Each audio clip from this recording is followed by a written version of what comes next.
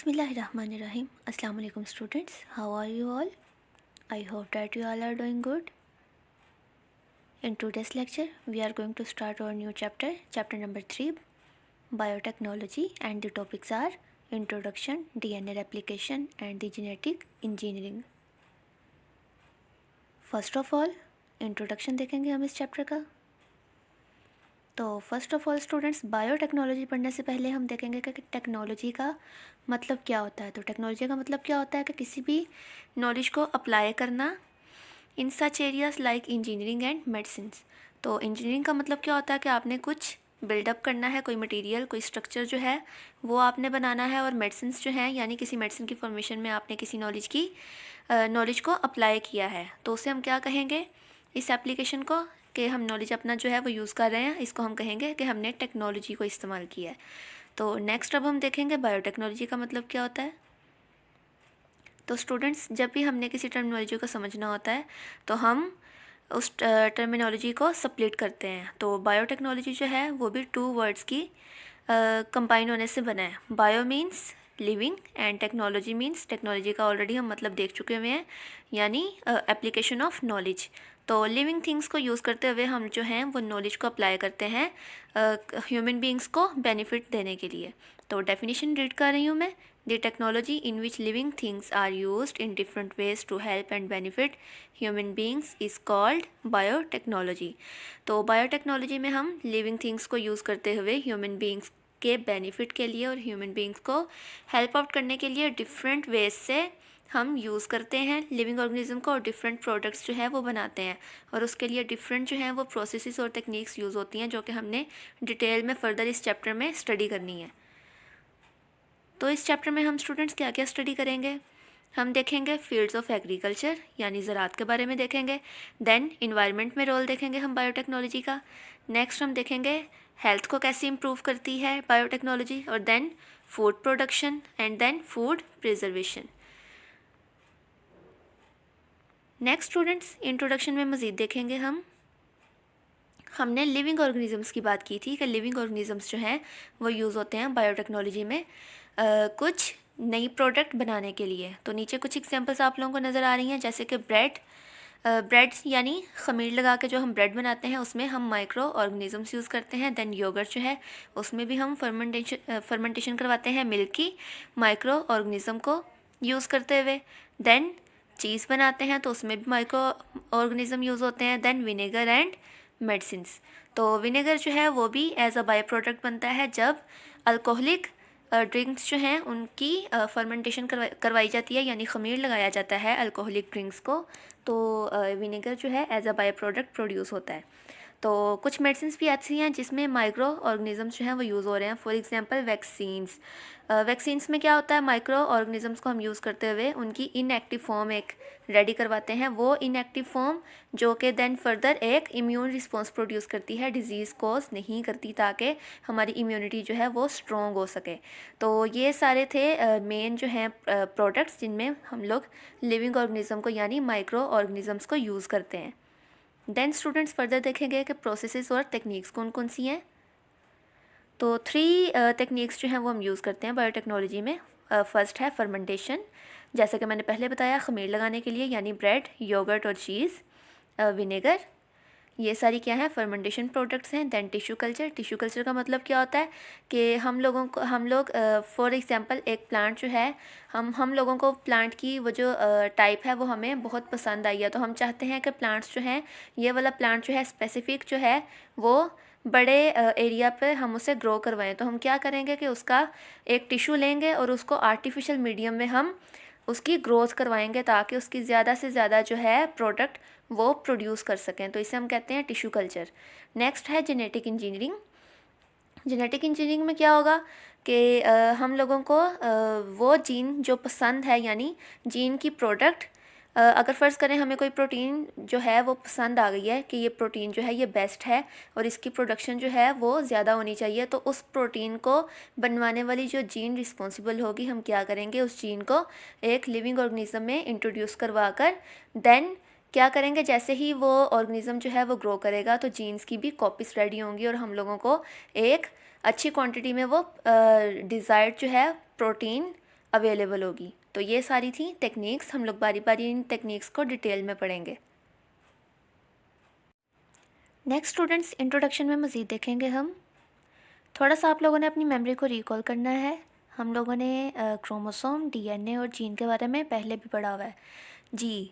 Previous chapter में cell division वाले में हम लोगों ने सेल का न्यूक्लियस, न्यूक्लियस के अंदर मौजूद क्रोमोसोम्स, क्रोमोसोम्स के अंदर मौजूद डीएनए मटेरियल, और देन डीएनए के सेक्शन को हम क्या कहते हैं, जीन। तो इन सब के बारे में हमने पहले भी पढ़ा हुआ है, तो थोड़ा सा रिकॉल करेंगे और थोड़ा सा रिवाइज करेंगे हम इन सब चीज़ों को। क्रोमोसोम्स क्या होते हैं, थ्रेड लाइक स्ट्रक्चर होता है जो कि कहाँ प्रेजेंट होता है, न्यूक्लियस के अंदर। किसी सेल के न्यूक्लियस के अंदर जो है वो क्रोमोसोम्स प्रेजेंट होते हैं, और क्रोमोसोम किस चीज़ से मिलकर बने होते हैं, डीएनए एंड प्रोटीन्स। तो डीएनए को हम क्या कहते हैं, हेरिडिटरी मटीरियल भी कहते हैं। उसके अलावा जीन्स जो हैं वो कहाँ लोकेटेड होती हैं, क्रोमोसोम्स के ऊपर, और क्या करती हैं, जितने भी हेरिडिटरी करैक्टर्स जो हैं एक ऑर्गेनिज्म में जो कि डेवलप होने होते हैं, उन सब करैक्टर्स को कंट्रोल करती हैं। तो ह्यूमन सेल्स की अगर बात करें तो सिंगल क्रोमोसोम में मोर देन 1000 जीन्स जो हैं वो प्रेजेंट हो सकती हैं। तो ये सारा था ब्रीफ रिव्यू प्रीवियस चैप्टर का, और देन फर्दर हम इस चैप्टर में भी जीन्स को स्टडी करेंगे। So the first topic is DNA replication. DNA replication क्या है, डीएनए की एक यूनिक प्रॉपर्टी होती है, ये अपने आप को रेप्लिकेट करता है। रेप्लिकेट का मतलब क्या होता है कि अपनी एक कॉपी रेडी करवा लेता है। तो स्टूडेंट्स फिर से टाइम है अपनी मेमोरी को रिकॉल करने का। आप लोगों ने डीएनए रेप्लिकेशन के बारे में, यानी डीएनए जो अपनी कॉपी बनवाता है, इसके बारे में पहले भी पढ़ा हुआ है। तो थोड़ा सा रिकॉल करें अपनी मेमोरी को। सेल डिवीजन वाले चैप्टर में हमने कहाँ पढ़ा था, डीएनए कहाँ पे अपनी कॉपी प्रोड्यूस कर रहा होता है जी।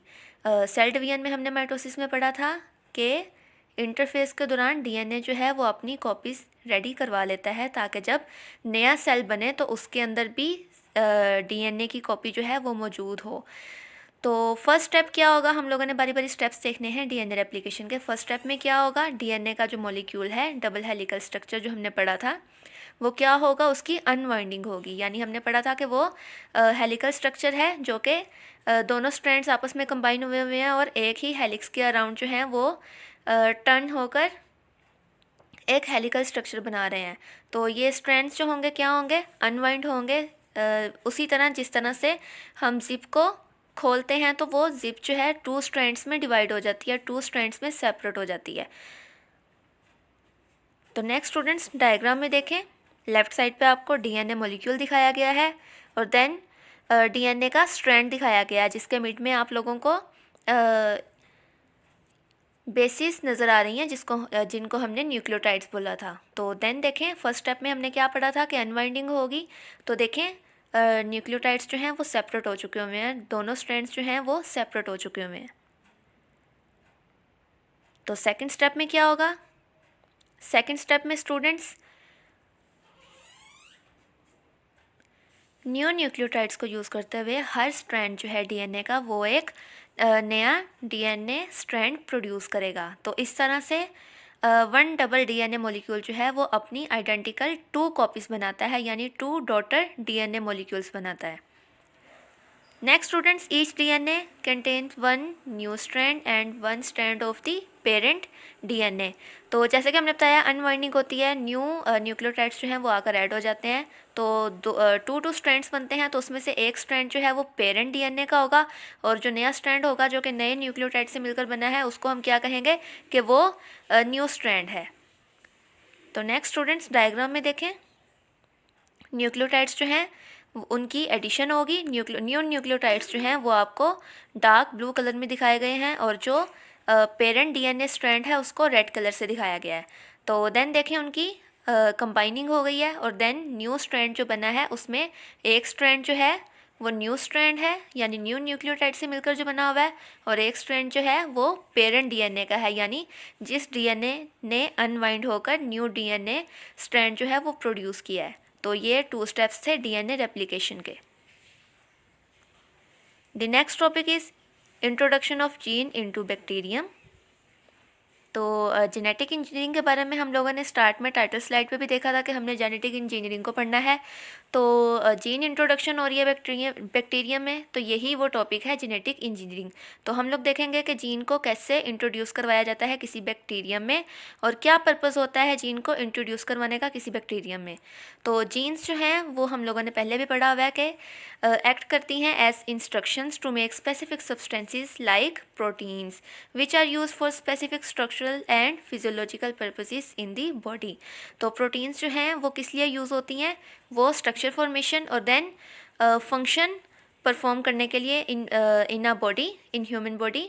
तो क्या रिस्पॉन्सिबल होती हैं, कौन रिस्पॉन्सिबल होती हैं, प्रोटीन्स रिस्पॉन्सिबल होती हैं। और उन प्रोटीन्स को कौन कंट्रोल कर रहा होता है, जीन्स कंट्रोल कर रही होती हैं।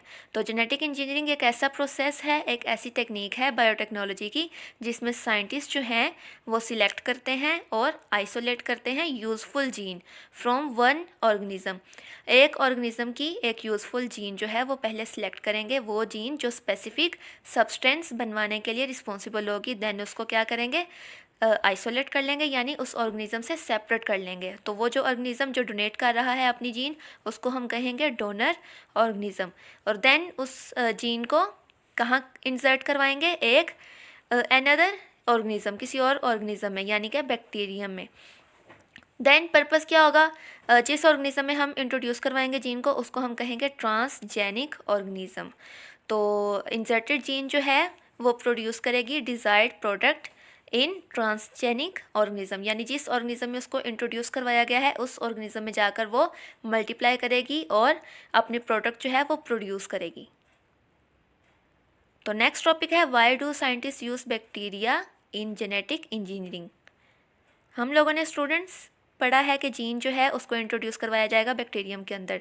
तो रीज़न क्या है, बैक्टीरियम को क्यों यूज़ किया गया है। तो रीज़न जो है बारी बारी हम लोग देखेंगे। फर्स्ट रीज़न है बैक्टीरियल सेल जो है वो बहुत सिंपल होता है और उसको ग्रो करवाना बहुत आसान होता है आर्टिफिशियल मीडियम में। उसको इजीली हम ऑब्जर्व कर सकते हैं, उसकी जो जितनी भी उसकी एक्टिविटीज़ हैं और जितना भी उसका प्रोसेस होता है उसको हम इजीली कंट्रोल कर सकते हैं। उसके अलावा इसका क्लियर न्यूक्लियस नहीं होता, तो इसका जो क्रोमोसोम है वो अपने डीएनए के साथ सेल के साइटोप्लाज्म में ही फ्लोट कर रहा होता है। तो ये सेकंड रीज़न है। उसके अलावा एक एडिशनल सर्कुलर पीसीज होते हैं डीएनए के, जिन्हें हम प्लाज्मिड्स कहते हैं, वो भी बैक्टीरिया के सेल के साइटोप्लाज्म में ही फ्लोट कर रहे होते हैं। तो प्लाज्मिड जो हैं वो इजीली उनको आइसोलेट किया जा सकता है बैक्टीरियल सेल से, और देन उसके साथ जीन जो है वो अटैच करवाई जा सकती है। तो ये थी नेक्स्ट रीज़न। उसके अलावा देखें प्लाज्मिड जो हैं वो कैरी करते हैं फॉरेन जीन को इनटू द बैक्टीरियम, यानी पहले हमने प्लाज्मिड्स को आइसोलेट किया, बैक्टीरियम की बॉडी से रिमूव किया, देन उसके साथ जो डिज़ायर्ड जीन थी हमने उसके साथ अटैच करवाई प्लाज्मिड के साथ। देन वो प्लाज्मिड वापस जो है हम बैक्टीरियल बॉडी में बैक्टीरिया की सेल के अंदर इंसर्ट करवा देंगे। तो क्या होगा, प्लाज्मिड जो है एक्ट करेगा as a carrier for a foreign gene, यानी जो जीन हमने पहले किसी डोनर ऑर्गेनिज्म से सेपरेट करवाई थी उस जीन के लिए प्लाज्मिड जो है वो कैरियर का काम करेगा, यानी उसे कैरी करवाएगा बैक्टीरियम के अंदर ले जाने के लिए। देन अनदर रीज़न है कि हम बैक्टीरिया को क्यों यूज़ करते हैं जेनेटिक इंजीनियरिंग में, तो वो ये है कि ये फास्ट रेट पे रिप्रोड्यूस करता है, यानी बहुत जल्दी जो है रिप्रोड्यूस करके अपनी कॉपीज़ बनवाता है। तो इस तरह से जो हम जीन इंट्रोड्यूस करेंगे और देन जीन वर्क करके जो प्रोडक्ट बनाएगी, तो वो प्रोडक्ट भी है वो हमें अच्छी क्वांटिटी में हासिल होगी। तो राइट साइड पे स्टूडेंट्स आप लोगों को बैक्टीरियल सेल दिखाया गया है, उसके साइटोप्लाज्म के अंदर मौजूद आपको क्रोमोसोम स्ट्रक्चर दिखाया गया है। देन सर्कुलर शेप के आपको डीएनए फ्रेगमेंट्स दिखाए गए हैं, डीएनए के पीसेस दिखाए गए हैं, जिनको हम प्लाज्मिड्स कह रहे हैं, जिनको हमने आइसोलेट करना है। और देन आपको साइटोप्लाज्म भी लेबल करके दिखाया गया है। देन स्टूडेंट्स नेक्स्ट टॉपिक है how do scientist insert gene in a bacterium. तो हम लोगों ने ये तो स्टडी कर लिया है कि बैक्टीरिया को क्यों यूज़ करते हैं। अब हमने ये देखना है कि कैसे इंसर्ट की जाती है जीन किसी बैक्टीरियम में। तो फर्स्ट स्टेप होता है जीन को इंसर्ट करने के लिए किसी बैक्टीरियल सेल में कि हम लोग पहले जीन की आइडेंटिफिकेशन करें, यानी हमें कौन सी जीन जो है वो बैक्टीरियल सेल के अंदर इंसर्ट करवानी है। और देन उस जीन को हम क्या करें, आइसोलेट करें किसी डोनर ऑर्गेनिज्म से। और देन इस चीज़ के लिए एक इंजाइम रिस्पॉन्सिबल होता है। इंजाइम्स क्या होते हैं, इंजाइम प्रोटीन लाइक सब्सटेंसेस होते हैं जो कि हमारी बॉडी में वर्क कर रहे होते हैं, हमारी किसी भी केमिकल प्रोसेस को बूस्ट करवा रहे होते हैं, एक्टिविटी में हेल्प कर रहे होते हैं। तो इंजाइम्स जो हैं वो रिस्पॉन्सिबल होंगे किसी डोनर ऑर्गेनिज्म से जीन को कट करवाने के लिए। देन जब जीन जो है जो आइसोलेट कर ली गई है उसको अटैच करवाया जाएगा डीएनए प्लाज्मिड के साथ, जो कि हमने बैक्टीरियल सेल से आइसोलेट किया था। तो जो इंजाइम जो है जीन को कट करने के लिए रिस्पॉन्सिबल है, वही इंजाइम जो है रिस्पॉन्सिबल होगा डीएनए की अटैचमेंट करवाने के लिए, किसके साथ? जीन के साथ। तो इस तरह से जीन जो है जो कि डिज़ायर्ड प्रोटीन प्रोड्यूस करवाने के लिए रिस्पॉन्सिबल है, उसकी हमने प्लाज्मिड के साथ अटैचमेंट करवाई है। तो इन दोनों को हम क्या कहेंगे? Attach gene and plasmid DNA, इन दोनों को हम क्या कहेंगे? Recombinant DNA. तो रिकम्बिनेंट डीएनए जो है वो उसको वापस इंसर्ट कर दिया जाएगा, कहाँ? बैक्टीरिया की बॉडी में, जिस बैक्टीरिया की बॉडी से हमने प्लाज्मिड जो है वो आइसोलेट किया था। तो स्टूडेंट्स टॉपिक जो है वो कंटिन्यूड है। बैक्टीरिया क्या करेगा? बैक्टीरिया रिकम्बिनेंट डीएनए के साथ मॉडिफाई हो जाएगा और उसको हम कहेंगे जेनेटिकली मॉडिफाइड बैक्टीरियम। तो नीचे डायग्राम में स्टूडेंट्स आप लोगों को प्रोसेस जो है वो उसकी एक्सप्लेनेशन दिखाई गई है। लेफ्ट साइड पे देखें, क्रोमोसोम और डीएनए डोनर सेल का दिखाया गया है, वहाँ से हमने क्या की है? जीन को कट किया है। राइट साइड पे देखें, बैक्टीरियम सेल दिखाया गया है, वहाँ से हमने प्लाज्मिड को आइसोलेट किया है। देन क्या हुआ है? जीन और प्लाज्मिड को कंबाइन करवा दिया गया है किसी एंजाइम की हेल्प से, और देन जब कंबाइन करवा दिया गया है तो इस प्लाज्मिड और डीएनए के मॉलिक्यूल्स, यानी जिनको हमने रिकम्बिनेंट डीएनए कहा था, उसको वापस बैक्टीरिया की बॉडी में इंट्रोड्यूस करवाया गया है। और देन बैक्टीरिया ने जब ग्रो करना स्टार्ट किया है, डिवाइड करना स्टार्ट किया है, तो देखें आपको दो सेल्स जो हैं वो अपने अपने प्लाज्मिड के साथ, अपने अपने डीएनए के साथ, यानी अपनी अपनी जीन की कॉपीज़ के साथ आपको नज़र आ रहे हैं। तो जैसे जैसे बैक्टीरिया का सेल जो है ग्रो करेगा, वैसे वैसे ही ये डीएनए की कॉपीज़ भी प्रोड्यूस होंगी, और वैसे ही हमें जो प्रोडक्ट रिक्वायर्ड है, यानी जो प्रोटीन हम जीन की मदद से बनवाना चाह रहे हैं, उसकी भी हमें एक अच्छी क्वान्टिटी में प्रोडक्ट जो है वो गेन होगी। नेक्स्ट स्टूडेंट्स, वीडियो में आप लोगों को एक्सप्लेन करके दिखाया गया है कि कैसे जीन आइसोलेट की जाती है, देन प्लाज्मिड के साथ उसको अटैच करवाया जाता है, और देन वापस वो बैक्टीरिया की बॉडी में जाकर कैसे अपनी कॉपीज़ प्रोड्यूस करवाती है, और जब बैक्टीरियल सेल जो है वो ग्रो करता है तो उस जीन की कॉपीज़ भी प्रोड्यूस होती हैं।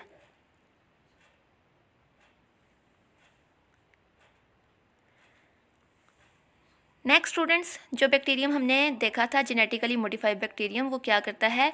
स्टार्ट कर देता है डिवाइड करना और प्रोड्यूस करता है बैक्टीरियल कॉलोनी।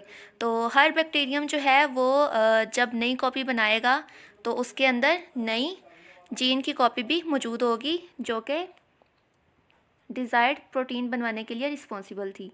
और जब बैक्टीरियल कॉलोनी जो है वो ग्रो करेगी तो वो क्या करवाएगी? बहुत सारी प्रोटीन्स बनवाएगी, जिन प्रोटीन्स के लिए इंस्ट्रक्शंस जो हैं इंसर्टेड जीन में मौजूद थी, यानी जो जीन हमने इंसर्ट करवाई है उस जीन के अंदर जो इंस्ट्रक्शंस मौजूद थी, जिस तरह की वो प्रोटीन बनवाना चाह रही थी, तो बैक्टीरियल ग्रोथ के साथ साथ वो प्रोटीन जो है वो प्रोड्यूस होगी as a product.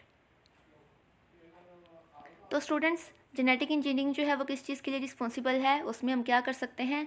Jeans of useful proteins, यानी डिफरेंट प्रोटीन्स बनवाने वाली जो जीन्स हैं उनको हम आइसोलेट करके बैक्टीरिया के अंदर इंसर्ट करके हम डिज़ायर्ड प्रोटीन जो हैं वो ऑब्टेन कर सकते हैं।